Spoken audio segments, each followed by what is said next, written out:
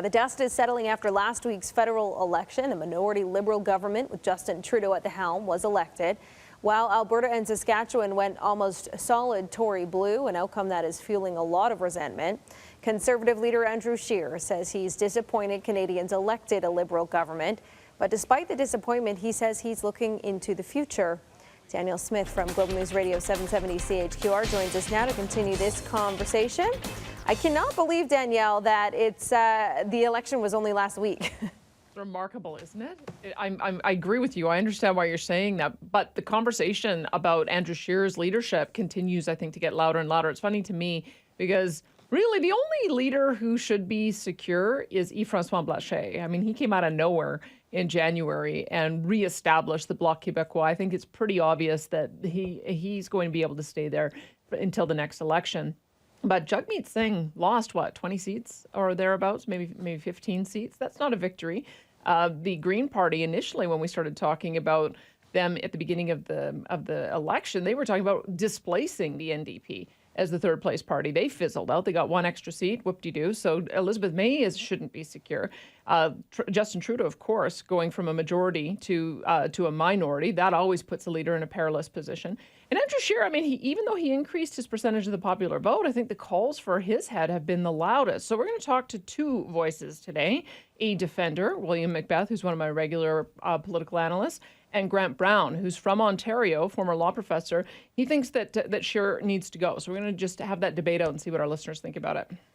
And Scheer has come out and said that he has no plans of stepping down, though.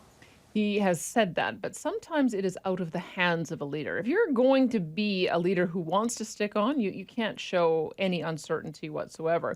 And the question is, what is happening behind the scenes? If you have a group of MPs who feel that they cannot get elected under him, cannot form government under him, that is what's going to be influential. That group of MPs is going to work to try to recruit somebody to replace him. And there's going to be a leadership review. This is part of the way parties work, is that every time you get after an election, there's an opportunity to ask whether or not you want to vote for a new leader. So he will have to subject himself to that. So the question will be, is there going to be a loud and large enough group that will vote yes on that will launch the Conservatives into another race?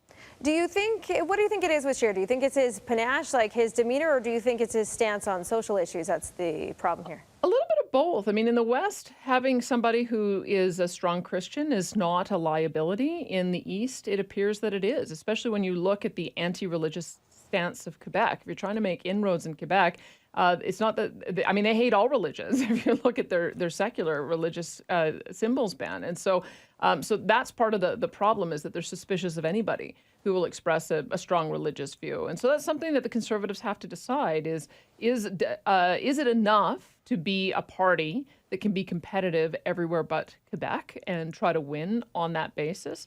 Or do they have to get a more moderate leader? The problem is, oftentimes when you get somebody who is more progressive on social issues, they're also progressive on fiscal issues. And if you start losing your fiscal base in the Conservative Party, which has happened many, many times in the past, then you get a break-off movement. So that's a real challenge that they have, is how to find the perfect leader. I don't know that there are such things as perfect leaders out there. And so that's part of what Andrew Scheer is being compared against, is somebody who could win and be competitive across the country. I'm still not sure we know who that might be. It'll be a good conversation nonetheless. Danielle, you have a good show today. Thank you.